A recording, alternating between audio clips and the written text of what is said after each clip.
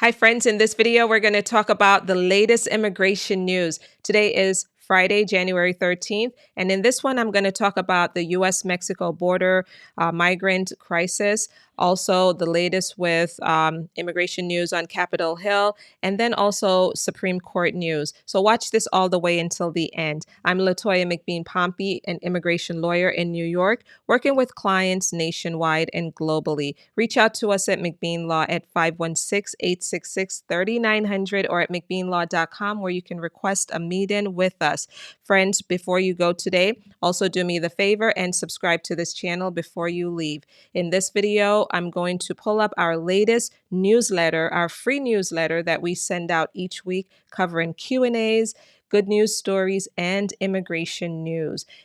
So subscribe today. It's free at McBeanLaw.com and get plugged in and stay connected with us. Now let's talk about some immigration news. Firstly, guys, President Biden visited the U.S.-Mexico border for the first time in his administration, and he was criticized heavily for using this as a photo op rather than an opportunity to do something meaningful there or to talk about some meaningful things.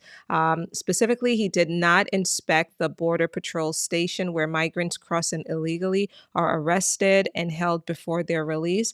And the visit was incredibly brief. It was only 4 hours. And that's really it. He was in El Paso, Texas. Now, with respect to some things that they're trying to do there recently, I've discussed in a recent video this week about the $30,000 per month that would be eligible for parole, a parole process that allows Cubans, Haitians, Nicaraguans, and Venezuelans to be able to enter the United States for a 2-year stay and get a work permit as well as a Social Security card. Now, this some folks are saying things like, well, isn't there already a process for Cubans, and isn't there also something for Venezuelans? Why isn't Ukrainians included in this 30,000 cap? What's the deal? What about folks from other countries? I hear a lot from Jamaicans, right? I hear a lot in the comments from folks from all over who are saying, well, what about me? What about our country? What about us? We're going through some things here as well. And who has the answers to that but the administration, guys? They've made the decision to limit this to these 4 countries. And so specifically, one of the things that I want to cover related to this is that with this application process, your supporter must be here in the United States and meet certain standards, but the supporter would submit an online application for you if you're out there in one of these 4 countries. And once some information is verified, Customs would send some message to the person, the migrant, that would allow that person to request authorization to travel to the United States. Then, if all goes well, that person would show up, arrange his or her own travel by air, not foot, but by air, come to the border and do some fingerprinting and some other biometrics. And if it's all clear, then they will be allowed into the U.S. for that 2-year period. Now, one question that I've received from you guys is a question related to the fact that, well, what if my relative who I'm trying to bring in from Haiti, for example, is already going through a green card process. There's a pending I-130 and this person is just waiting for an interview. Well, according to the government, guys, their Q&A, their FAQs pertaining to this process, they say that it's fine for individuals who already have a green card application in the process. It's fine for them to also apply or go through this new parole process. They can come in through this process. And the question is, well, will it impact their ability to adjust their status and get a green card here in the U.S.? And according to USCIS, they say, if you are paroled into the United States under the process and have a separate immigration case pending with USCIS, your ability to adjust status will not be impacted directly by your parole under this process. Guys, I want you to understand what this means, okay? They're not saying that once your relative comes in, he or she would become eligible to adjust their status in the United States. That's not what this is saying. They're saying that they can still pursue adjustment of status.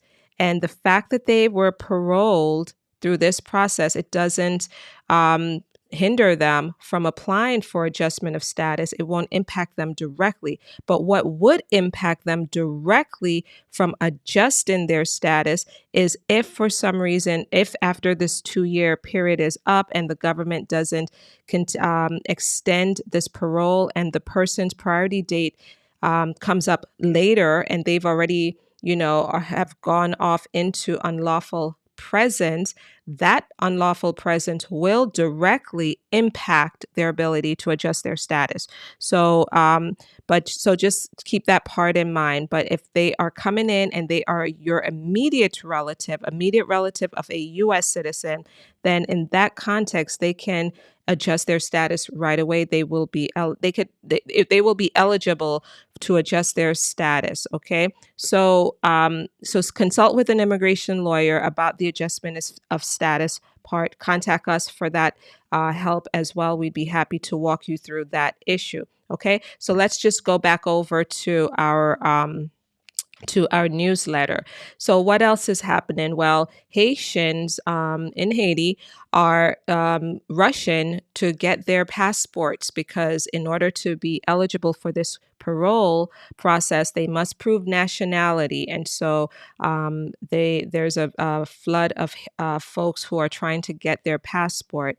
Now, what on Capitol Hill, guys, so after President Biden visited the border, a group of senators also went to the border. Democrats and Republicans went to the border on Monday to visit El Paso.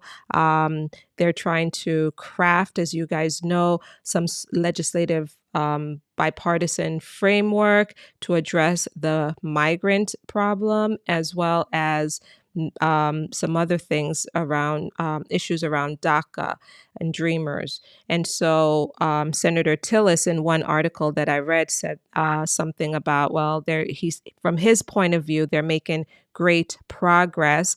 The fact that both sides were there at the border, it was really eye-opening. His colleagues got a chance to see what's really going on there. Now they could go back and really put something together. But, guys, we've heard that before. So let's see. Let's wait and see. Okay, next. House Republicans are seizing the opportunity that they now have to pass things that they're passionate about, including some immigration bills. So they're gearing up, guys, to pass a bill to empower Secretary Mayorkas, Homeland Security Secretary, to block the entry of migrants at his discretion. And so, to put it differently, to basically stop folks from having the ability to apply for asylum at the border.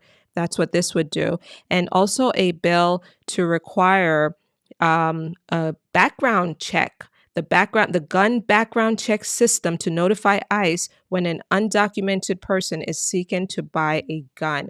Now, the powers of the House Republicans are obviously quite limited because, these measures that they're passing and plan to pass will also need to pass the Senate as well. And Democrats are in majority in the Senate. So there's that. Now, on the Supreme Court side of things, friends, the Supreme Court recently rejected a request by 14 state attorney generals who want to revive President Trump's public charge rule, which President Biden has rescinded. And so the Supreme Court said, we've had enough. We're not even going to waste our time with this appeal.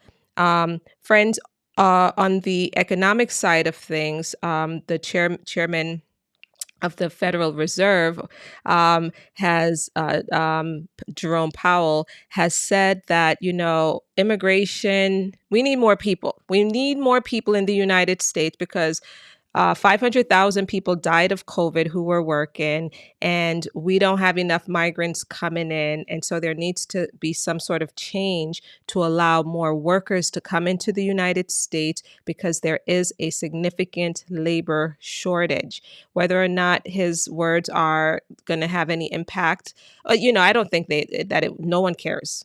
Let's just put it that way. No one cares what he has to say with respect to immigration. It takes a whole lot more to make change happen on Capitol Hill than the Federal Reserve chief saying what he said. But, it's appreciated.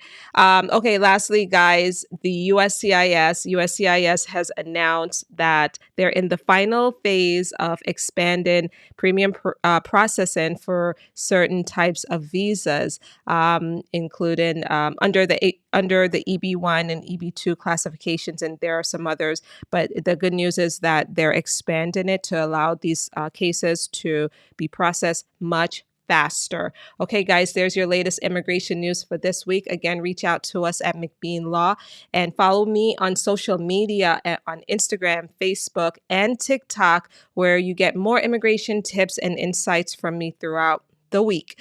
Guys, have a great weekend, and I will see you soon. Thanks for watching. Bye-bye.